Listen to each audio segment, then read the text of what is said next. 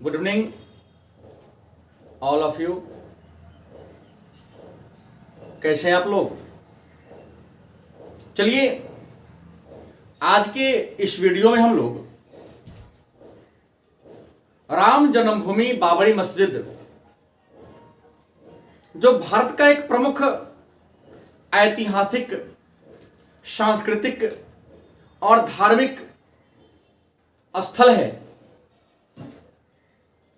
उसी के बारे में चर्चा करेंगे। राम जन्मभूमि बाबरी मस्जिद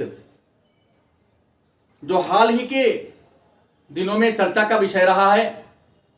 माननीय प्रधानमंत्री नरेंद्र दामोदर दास मोदी 5 अगस्त 2020 ईस्वी को सभी प्रकार के विवादों को दूर करते हुए रामलला के मंदिर का शिलान्यास कर दिए। तो आइए जानते हैं कि क्या था यह विवाद जो लगभग 1526 ईस्वी से ये जो विवाद चल रहा था। विवाद क्या था, विवाद का वजह क्या था, विवाद का कारण क्या था? राम जन्मभूमि मतलब राम के जन्म की भूमि,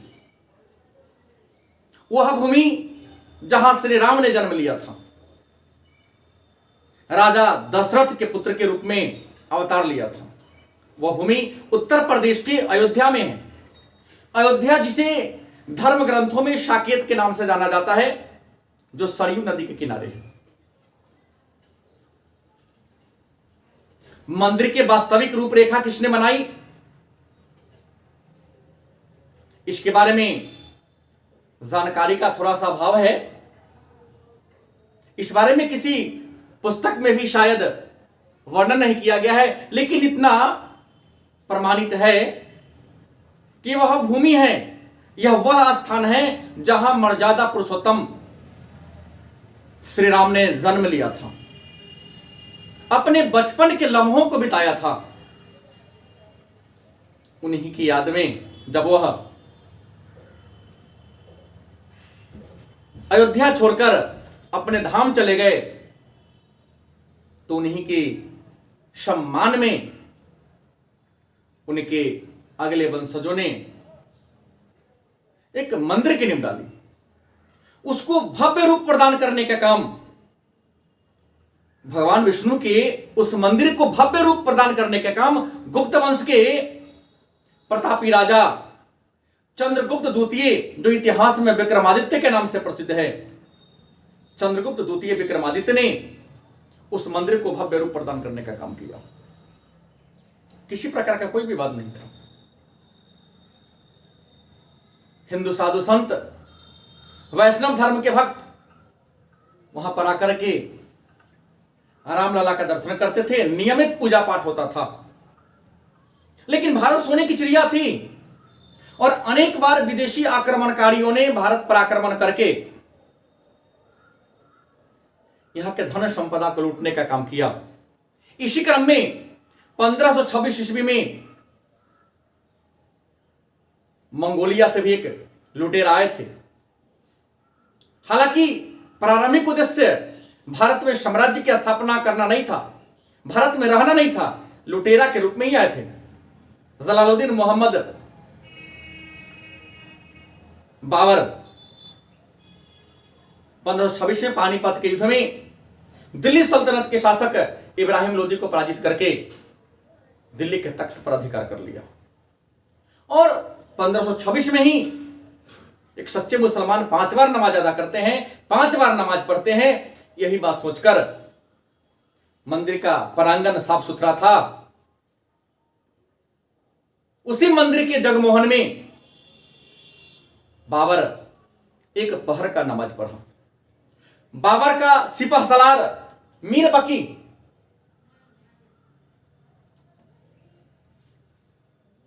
उस विष्णु के मंदिर के ऊपरी हिस्सा को क्षतिग्रस्त कर दिया और मंदिर के ऊपर ही 4 मीनार खड़ी कर दी। चूंकि बाबर ने उस मंदिर के बरामदे में, जगमोहन में नमाज पढ़ रहा था, उसका नाम रख दिया बाबरी मस्जिद, क्योंकि बाबर के काल में उसके सिपहसालार मीर बकी ने उसका निर्माण कराया था। मंदिर के ढांचा को तोड़ दिया, बदल दिया और मस्जिद का रूप दे दिया। लेकिन विवाद वहां भी नहीं था। हिंदू मुसलमान दोनों के लिए वहां पवित्र स्थल था। मुसलमान भी जाकर वहां नमाज अदा करते थे, हिंदू भी अंदर जाकर के रामलला का पूजा पाठ किया करते थे। लेकिन कहानी 1943 ईस्वी की है, जब पहली बार भारत का विभाजन सांप्रदायिकता के आधार पर हुआ है। उसी सांप्रदायिकता का वातावरण ऐसा हो गया कि 1943 में पहली बार हिंदू और मुसलमान में राम जन्मभूमि को लेकर विवाद आया, क्योंकि 1940 में ही मुस्लिम लीग ने मुसलमानों के लिए अलग पाकिस्तान की मांग किया था कि बहुत विशाल जगह था। विवाद आया था, हिंदू इसे अपना बता रहे थे, मुसलमान इसे अपना बता रहे थे। 1943 में विवाद आया। इस विवाद को दूर करने के लिए 1949 ईस्वी में इलाहाबाद उच्च न्यायालय ने उस मंदिर के मुख्य द्वार पर ताला लगा दिया। शायद कोर्ट के नजर में था कि ताला लगा देंगे, ना यहां मुसलमान जाएंगे ना यहां पर हिंदू जाएंगे, विवाद स्वतः क्या हो जाएगा, दूर हो जाएगा, विवाद स्वतः क्या हो जाएगा, कम हो जाएगा। लेकिन 1949 में कोर्ट के आदेश से वहां पर ताला लगा दिया गया। 1986 की कहानी है कि जिला न्यायाधीश के आदेश से हिंदुओं को पूजा पाठ करने का आदेश मिल गया, और ऐसा मिला कि भाई उस मंदिर में जाके जो विवादित स्थल है वहां पर जाके हिंदू पूजा पाठ कर सकते हैं। तो जिला कोर्ट के आदेश के अनुसार 1986 ईस्वी में जिस मस्जिद में या मंदिर में ताला लगा दिया गया था उसे क्या कर दिया, खोल दिया गया। जब ताला को खोला गया तो मुसलमानों ने क्या किया, इसका विरोध किया, और इसका विरोध करने के लिए कि हिंदू वहां पूजा पाठ नहीं करेगा, इस बात का विरोध करने के लिए मुसलमानों ने बाबरी मस्जिद एक्शन कमेटी का गठन कर दिया। उस वर्ष उत्तर प्रदेश में समाजवादी पार्टी की सरकार थी और माननीय मुलायम सिंह यादव उत्तर प्रदेश के मुख्यमंत्री थे। हिंदुओं को लगा कि बहुत लंबी अवधि के बाद, बहुत वर्षों के बाद रामलला का मंदिर खुला है, तो बड़ी उत्साह के साथ हिंदू कार सेवक उस मंदिर में पूजा पाठ करने के लिए आगे बढ़े। बड़ी भीड़ के साथ रामलला का जन्मदिन मनाने के लिए अयोध्या में भीड़ उमड़ गई। मुस्लिम लोग इसका विरोध कर रहे थे। मुलायम सिंह यादव, समाजवादी पार्टी के संस्थापक मुखिया, मुसलमानों के वोट को अपनी ओर आकर्षित करने के लिए अपने समर्थकों से उन साधु संतों पर लाठी का प्रहार करा दिया और उन साधु संतों को 1986 ईस्वी में उस मंदिर में पूजा पाठ नहीं करने दिए। इससे साधु संत क्रोधित हो गए और इसका परिणाम यह हुआ कि 1989 ईस्वी में बीएचपी मतलब विश्व हिंदू परिषद उस विवादित भूमि से सटे जो खाली जमीन था वहां पर मंदिर निर्माण करने की मुहिम चला दी। और हमारे भारतीय जनता पार्टी का तो कई ऐसे नेता हैं जो अभी जीवित भी हैं, ईंट को लेकर मंदिर निर्माण के लिए भूमि पूजन कर दिया, ईंट लेकर भिन्न भिन्न राज्यों में भ्रमण किया और हिंदुओं का समर्थन प्राप्त करना चाहा। चूंकि साधु संतों पर मुलायम सिंह यादव के समर्थकों ने, उनकी सरकार ने लाठी चलवाई थी, विश्व हिंदू परिषद और जो साधु संत की अपनी कमेटी थी इसे अपने सम्मान के विरुद्ध समझा और 1992 ईस्वी में 6 दिसंबर 1992 ईस्वी को जब उत्तर प्रदेश के मुख्यमंत्री कल्याण सिंह थे और पीवी नरसिंह राव भारत के प्रधानमंत्री थे, तो 6 दिसंबर 1992 ईस्वी को हिंदू कार सेवक संगठित होकर अचानक उस मस्जिद पर हमला बोल दिया और मस्जिद को क्या कर दिया गया, ढा दिया गया।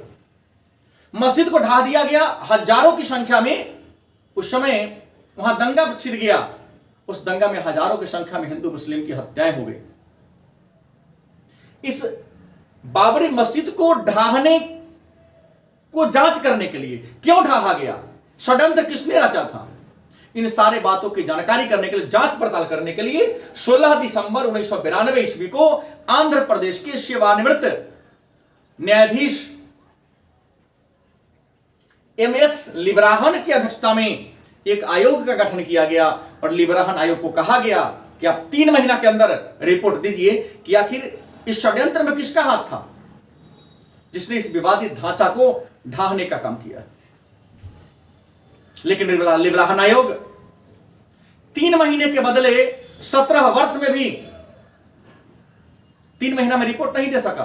बार बार अपने कार्यकाल की अवधि को बढ़ाते बढ़ाते 17 वर्षों में अपना रिपोर्ट दिया और 17 वर्षों के बाद भी रिपोर्ट आया, वह रिपोर्ट पूर्ण नहीं था। 700 पेज में अपना रिपोर्ट दिया था लेकिन वह रिपोर्ट पूर्ण नहीं था। इस आयोग ने विवाद की जांच करने के लिए 47 बार अपने कार्यकाल को बढ़वाया था, लेकिन फिर भी 47 बार कार्यकाल को बढ़ाने के बाद भी यह बात पूरा नहीं हुआ। 2010 में इलाहाबाद की एक लखनऊ खंडपीठ है, उसने रिपोर्ट दिया कि विवाद को दूर करने के लिए क्यों ना, हालांकि यहां जो विवाद हुआ तो विवाद में सब शांत हो गए थे, तो निर्मोही अखाड़ा, साधु संतों की एक टीम है निर्मोही अखाड़ा, उसने केस कर दिया कि नहीं, रामलला की भूमि है, रामलला की ही रहेगी। तो निर्मोही अखाड़ा के विरुद्ध में मुस्लिम वफ का, मुस्लिम बाबरी मस्जिद एक्शन कमेटी जो मुसलमानों की कमेटी थी, निर्मोही अखाड़ा के विरुद्ध में मोहम्मद इस्माइल फारूकी ने केस दायर किया इलाहाबाद हाईकोर्ट में कि नहीं, यह जो जगह है वह मुसलमानों के, हिंदुओं की नहीं है, यह राम का जन्म नहीं हुआ था, यह परंपरा से हमारी है। बाबर ने यहां पर मस्जिद का निर्माण कराया था, हिंदू इसे जबरदस्ती तोड़कर अपने कब्जे में लेना चाहते हैं। तो निर्मोही अखाड़ा, मोहम्मद इस्माइल फारूकी बहुत लंबे अवधि तक केस लड़े। 2010 ईस्वी में इन दोनों के मुकदमा को सुनकर इलाहाबाद उच्च न्यायालय की लखनऊ खंडपीठ ने रिपोर्ट दिया और रिपोर्ट में कहा कि जो विवादित जमीन है, विवादित जो भूमि है, इस विवाद को दूर करने के लिए भूमि को 3 खंडों में बांट दिया जाए। पहला, राम जन्म भूमि को दिया जाए, क्योंकि सत्य है कि वह भूमि वही भूमि है जहां पर श्री राम ने जन्म लिया था। जो राम के जन्म से जुड़ा हुआ जगह उसे राम को दे दिया जाए। चूंकि निर्मोही अखाड़ा इस विवाद में जुड़ा हुआ था तो एक हिस्सा निर्मोही अखाड़ा को दे दिया जाए और जो खाली जमीन पड़ा हुआ है जहां मंदिर का कोई अवशेष या प्रमाण नहीं है उसे मुसलमानों को दे दिया जाए। मतलब विवादित जमीन को 3 खंडों में 2010 ईस्वी में इलाहाबाद उच्च न्यायालय ने बांट दिया और बांटकर मामला को रफा दफा करने का काम किया। लेकिन ना तो हिंदू एक मत हो सके और न ही मुसलमान एक मत हो सके और अंत में मामला इलाहाबाद हाई कोर्ट से उठकर सुप्रीम कोर्ट में, मतलब सर्वोच्च न्यायालय में चला गया और 7 वर्षों तक सर्वोच्च न्यायालय में मुकदमा चला और सर्वोच्च न्यायालय ने 5 दिसंबर 2017 को अपना निर्णय दिया और दोनों के सामने कहा गया कि अगर हिंदू का स्थल है या जमीन है, भूमि है, तो हिंदू अपना प्रमाण पेश करे कि जमीन किसने दिया, कब दिया, किस रूप में दिया। और मुसलमान कहता कि यदि मेरा है तो मुसलमान भी अपना प्रमाण प्रस्तुत करे। हालांकि वास्तविकता तो यह थी कि एक राम मंदिर था। मुगल काल में अनेक सारे मंदिरों को मुगल शासकों ने तोड़वाने का काम किया और तोड़वाकर मंदिर को तोड़कर मस्जिद निर्माण कराया। मुस्लिम बोर्ड के पास इसका कोई प्रूफ नहीं था। अंत में मुस्लिम बोर्ड सिलेंडर बोल गए और यहां पर राम मंदिर बनाने का सहमति दे दिया कि हमें इससे कोई मतलब नहीं है, हमें बाहर कहीं पर मस्जिद बनाने के लिए जगह दे दिया जाए, हम खुश हो जाएंगे। बड़ी उदारता का परिचय देते हुए हमारे मुस्लिम बोर्ड ने इससे बाहर निकल गया और 5 अगस्त 2020 को नरेंद्र मोदी जो भारत के प्रधानमंत्री हैं, उन्होंने रामलला के मंदिर के निर्माण का शिलान्यास रखा और संभवतः 3 वर्षों में यह मंदिर बनकर पूरी हो जाएगी और यह मंदिर विश्व की सबसे बड़ी मंदिर में से एक होगी। तो धन्यवाद।